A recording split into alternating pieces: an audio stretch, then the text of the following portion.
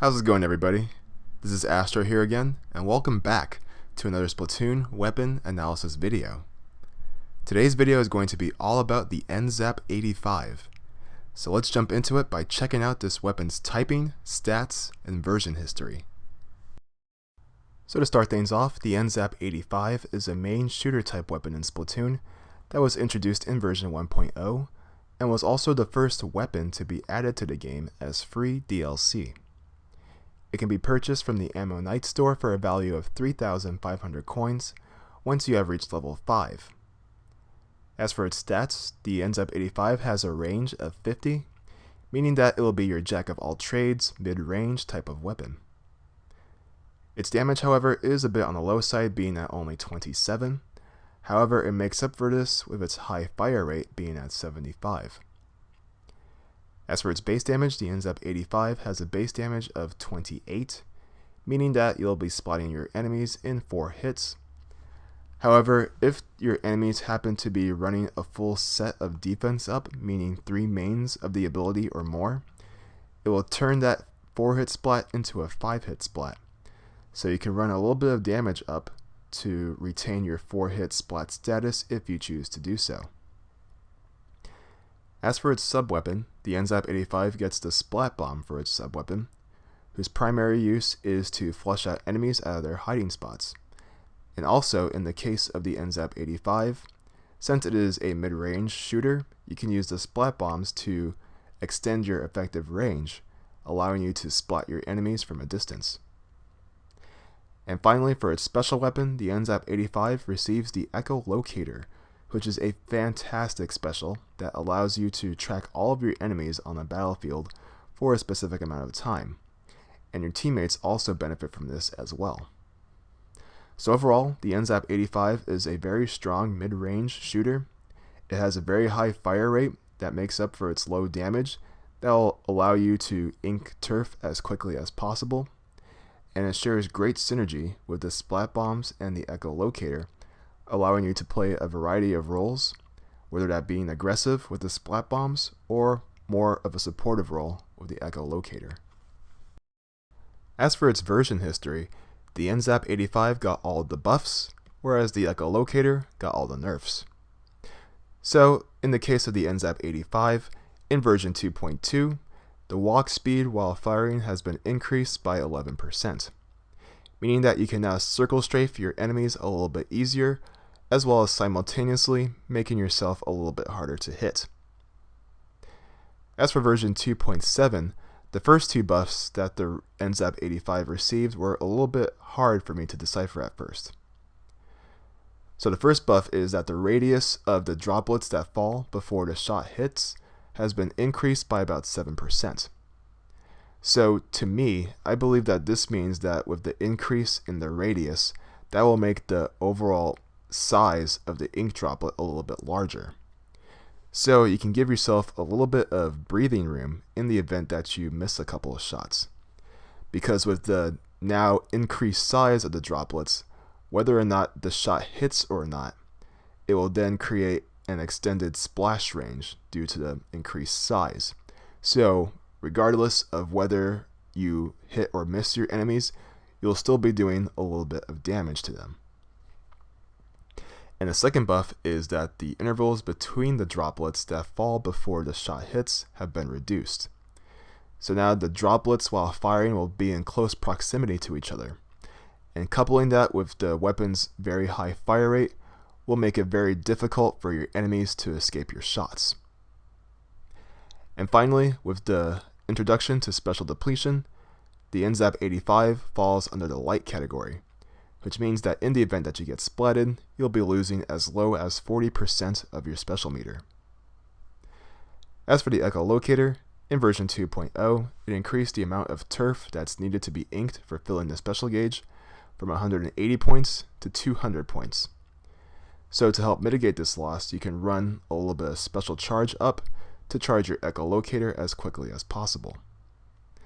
And finally, in version 2.7, it decreased the base duration of the Echo Locator from 12 seconds to 9 seconds. Now, even though that's a difference of just 3 seconds, 9 seconds, in my opinion, is still more than enough time to track down your enemies. And also to mitigate this loss, you can run special duration up to increase the duration of the echolocator. So as far as gear and abilities are concerned, just like the 10-attack splatter shot, I considered the N-ZAP 85 to be fairly gear independent, meaning that you can run any type of gear or ability that you like and it should run just fine. So without further ado, let's take a look at a potential gear build that you can use with the N-ZAP 85. So this build is a special charge or battery build that the N-ZAP 85 can make use of. So we're going to start things off by selecting our headgear, which will be in the form of the fake contacts. It uses special charge up for its main ability, and it features the N-ZAP brand, which has a high chance of rolling ink recovery up. As for our clothes, we're going to be using the red vector T. It uses Ink Saver main for its main ability, and it features the Takaroka brand, which has a high chance of rolling special charge up. And finally, for our shoes, we can use either the white kicks or the oyster clogs. The white kicks uses swim speed up for its main ability, and it features the Rockenberg brand, which has a high chance of rolling run speed up. Whereas the oyster clogs uses run speed up for its main ability, and it features the Krakon brand, which has a high chance of rolling swim speed up. So overall, this is a great build to use with the N-ZAP 85, as the 1 main and 3 subs of special charge up will allow you to charge your echolocator as quickly and as frequently as possible, allowing you to support your teammates throughout the duration of the match. And you also get good ink efficiency options in the form of ink recovery up and ink saver main. The ink recovery up is there to allow you to charge your ink very quickly so that you can use more splat bombs. And the ink saver main is there to give you a little bit of breathing room in the event that you miss a few shots. And finally, you get good movement options in the form of swim speed and run speed in your shoes. The run speed up, coupled together with the increase in your walk speed, will allow you to circle strafe your enemies very, very easily.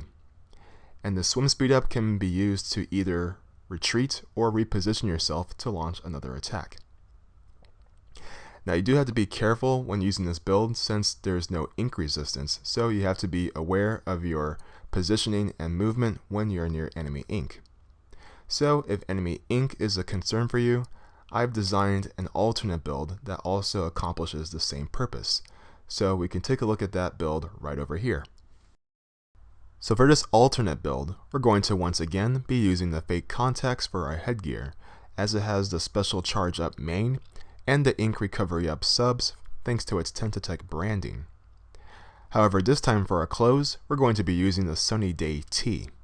It uses special charge up for its main ability, and it features the Krakon brand, which has a high chance of rolling swim speed up. And finally, for our shoes, we're going to be using the Blue Moto boots, which uses ink resistance up for its main ability, and it features the Rockenberg brand, which has a high chance of rolling run speed up. So, as I mentioned before, this alternate build will accomplish the same purpose that I showed you in the previous build. You do lose out on the ink saver main, but the ink recovery up can still be used to use more splat bombs, as well as cut down on your ink refill time. But the main focus here on this build is the ink resistance on your shoes, which will allow you to be more mobile when you are near or stuck in enemy ink. And in that sense, you can use this build to be a little bit more aggressive. But anyways everybody, that's all I have for you in this video, so I'd like to thank you all for watching my analysis on the N-ZAP 85. I hope you found all of this information useful. Feel free to sound off your thoughts and opinions on this weapon in the comments section below, as well as post your personal gear builds. I'm always curious to see what types of strategies that you all are able to come up with. So, as I stated before, that's all I have for this video. So this is Astro blasting off, and until next time, take care, stay fresh, and I hope you all have a great day.